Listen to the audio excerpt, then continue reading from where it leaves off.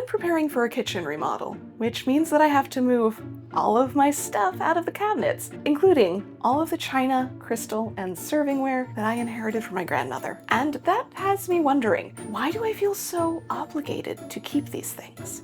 Though I guess that's just jumping way ahead. First off, why are there so many massive collections of stuff being passed down through the generations? Not just things that once saw use, like silverware or cake stands, but entire boxes or rooms of figurines, dolls, model toys, and more. And why is there such an expectation placed on those things being inheritance or a responsibility to the family? This has to be a recent thing. I can't imagine the average 19th century person was handed box upon box of small stuffed animals as if they were precious gems. But the question isn't really why these collections exist. It's why some have such an emotional response to them. Why the action of giving it away or throwing it out is seen as downright betrayal. Admittedly, there's tons of various reasons why these dragon hoards are formed. We can see the high-value collectible side of things with Beanie Babies and how that bubble completely burst.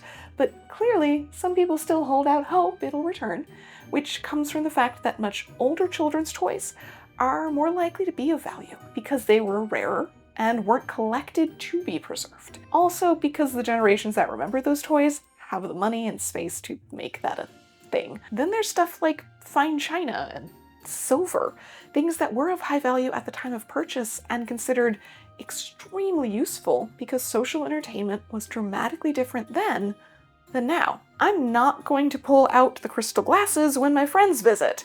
It makes them anxious. And of course, sometimes collections are less practical, but might either be a way to show off, like my grandmother's shelves of carnival glass, or just something of special interest, like all of my antique shoes. Before I finish unloading my entire kitchen though, I do still need to make lunch. Good thing the sponsor for today's video is HelloFresh. With all of the house renovations and the fact that I'm going to have half a kitchen for a few months, it can be really difficult to eat healthy. But HelloFresh has over 100 easy and fast recipes that mean I can adjust every week to fit with whatever is coming my way. Whether that's a focus on cozy seasonal meals, more veggies, or the easy prep and bake options that mean I could still eat an amazing home-cooked dinner with barely any effort or barely any kitchen. Not only am I managing to eat healthy and fresh, but there's no trip to the busy grocery store or partially used ingredients wasting away in the fridge. Every week is customized to what I need. You just pick what day the box arrives and choose from an extensive menu of options and styles, and it's easy to skip weeks where you don't need it. You can even customize the menu by swapping out veggies and protein options to make sure everyone is happy. There are so many choices, and you can see the meals and adjust the schedule weeks in advance so you can set it and forget about it. And they all take 30 minutes or less to make. I love HelloFresh, and I think you would too. And right now, you'll get a free Zwilling 4-star chef's knife on your third box, $144.99 value, plus 10 free meals, and your first box ships free with the code Nicole Rudolph HFZWL. Make sure to use my code to get this deal before supplies run out. Offer is valid while supplies last. The link above will automatically opt you into HelloFresh's best active offer if redeeming after the activation window. So individually, there's clear and simple reasons why these collections exist. And it'd be easy to claim it's a thing now because of mass production making things cheap enough to collect in mass quantities. I was always told my grandparents' generation kept all sorts of things and loved collecting because of the Great Depression trauma. Spend the money on stuff now because the money may go away, but the stuff will always be useful. But then the next generation did it too, and the next. And no, it's not a broad hoarding disorder. That's an entirely separate thing that usually includes visceral reactions to getting rid of anything, even a plastic bag or used napkin. This borders on logic. But when presented with reality that these things aren't of actual value or aren't wanted, then the emotional response reveals itself as far more aggressive than logic. There has to be a society-sized reason why this is such a universal experience. To understand that, we have to go back to the wellspring of problems. the 19th century, and what we call sentimental materialism, a book I highly recommend if you want to read a lot more on the topic. I spoke about this briefly when discussing how women came to be associated with shopping, in a time where modern consumerism was being established and the large middle class was being taught that buying stuff is a good thing. Reasons extended from supporting your nation or local businesses to a showcase of domestic taste and moral. Basically, buying stuff helps the economy, and buying the right stuff helps elevate your family. And not just in that keeping up with the Joneses way, they meant that it was a way to show that you are connected to the world, have knowledge of it, are educated, have good taste, and are teaching your family in the process. It's personal growth. And this is where the sentimental side comes in. Sentiment in the 19th century was very focused on a top-down process. The wealthy can feel sentiment towards the poor, the older towards the young, men towards women, white towards black, etc. It's sort of a backwards way of humanizing a group considered below you. It was especially used in anti-slavery literature, hence we ended up with these romanticized characters like Uncle Tom and Aunt Jemima. In the case of the wealthy and the poor, it was a useful way to provide those who had an unbalanced amount to feel morally better. They might give money or time or even just attention. The equivalent of, I don't know, a Sarah McLachlan song in the background, which might inspire you to donate occasionally, but not actually fix the problem. This sentimental feeling, an involuntary, natural, and deep emotion, which must be so true and real, was also picked up and used to help excuse unequal distribution, not just in the previous way of the wealthy are good with money, so they have more of it, and they give some of it away, so we all benefit from the trickling down of their knowledge, but in the manner of bonding with possessions, something that was passed on to the middle class and the rise of their consumerism. Objects are not just objects. They are something that needs to be cared for, maintained, cherished, appreciated, valued, and those that do not have a lower moral standard, which works fine if you direct it towards things like take care of your clothing and house, make repairs rather than throwing it away, buy things that will last longer and use them appropriately. That mindset is basically fighting against wastefulness, which is great. Appreciating what you have is both a good thing and an excuse for those that have an unequal amount. So that moral sense of care and love for objects becomes a problem when we increasingly have access to more and more stuff. I think of this as sort of a bell curve situation. On one end, the limits to acquiring things keeps this a rational concept. It is a matter of basic necessity and preservation to care for useful things.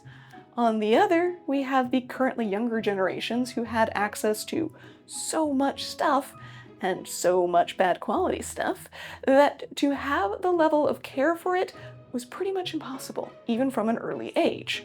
It's hard to develop that when every meal comes with a toy, a cheap, easily broken, low value, and barely useful toy at that. But in between, we're the baby boomer generation, and what extends for a number of years on either side. I consider all generational lines fairly blurry, just because as a millennial who had grandparents born in the 19-teens, we all experienced a range of childhood cultures and overlapping generations to some extent. Point is, in the middle, there was a larger amount of stuff, meaning children had more toys, but not bins under the bed level.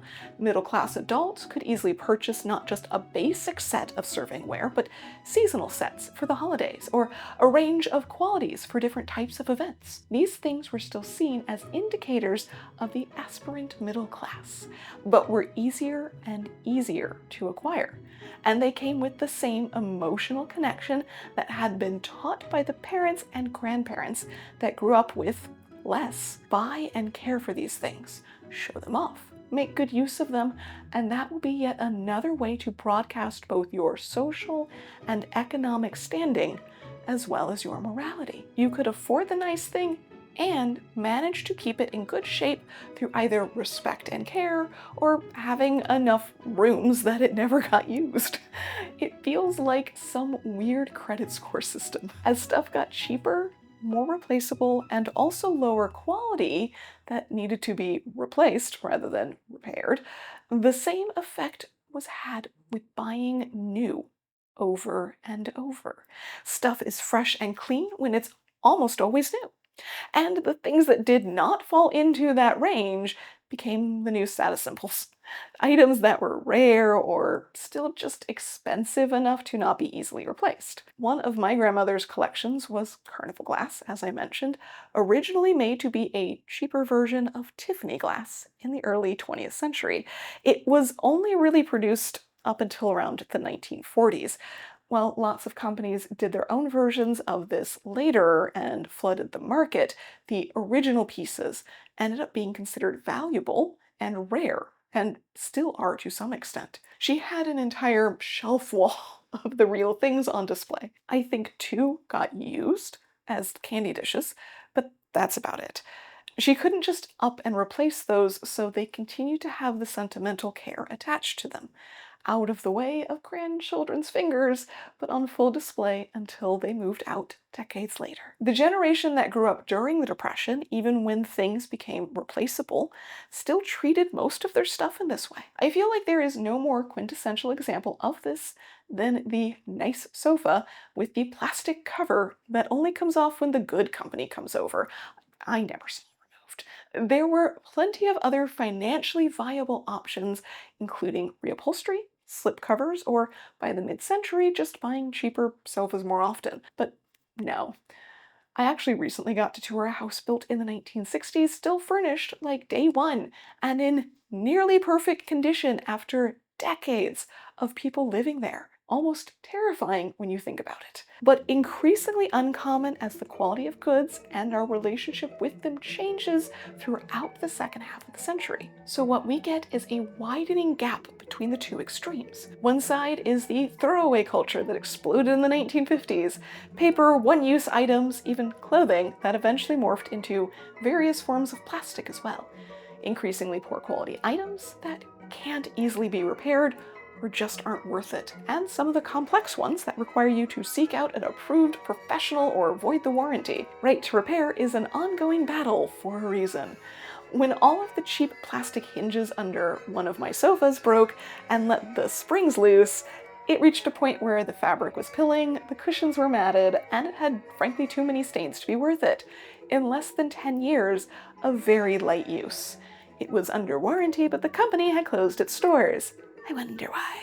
It cost more to repair than to replace. And no, this isn't a lesson in why we need to teach children basic repair skills like sewing, carpentry, and metalwork. I do see the value in that, but it's that the things we buy are so often incredibly complex and easily broken further or made of unrepairable materials, like plastic hinges. Because we did try to fix it. It was not worth it. On the other end are extremely high value, and I use that term to mean both money and emotional value. Items that are either quality, can be repaired, or more often are not meant for use that will affect them. Something on a shelf behind glass. The middle ground where we started has fallen away, and there's two extremes to balance it. After all, we learned through generations that care for an object is a morally good thing. Having sentiment for things is taught through the way we interact with them from a young age. Whether it's stuff you aren't allowed to touch, or things you should be gentle with. Stories of who things came from. I have so many things gifted from great aunts, I can't keep it straight. And that is what we cling to in order to balance our trash production. In fact, the throwaway culture even fueled the collecting one directly. As so many things like children's toys from the mid-century were cleared out to make room, the much smaller production run disappeared. And then that age group realized they, having money and nostalgia, could seek out and purchase these rare relics of their childhood and now give them the care that they could not as a child or at least could not when their parents got rid of the thing. It's almost like a weird form of therapy when I think about it in that way. The problem is that most of the stuff now that has been collected and cared for isn't technically valuable. It only really had resale value to the generations that collected it originally and had the money to do so. Now they all want to sell because they're downsizing, and no one has both interest and money to do so at that price. The market is flooded with fine china and silver. Sure, there are plenty of collector's items that are still desired, trendy, or demand enough nostalgia that people do ascribe the monetary value. But having spoken to tons of friends roughly my age about this, it's more of a fluke of two consumer cycles overlapping. We don't have the same emotional ties to the vast majority of stuff passed down or collected in that way. Sure, we still have collections, but we don't expect it to be an investment.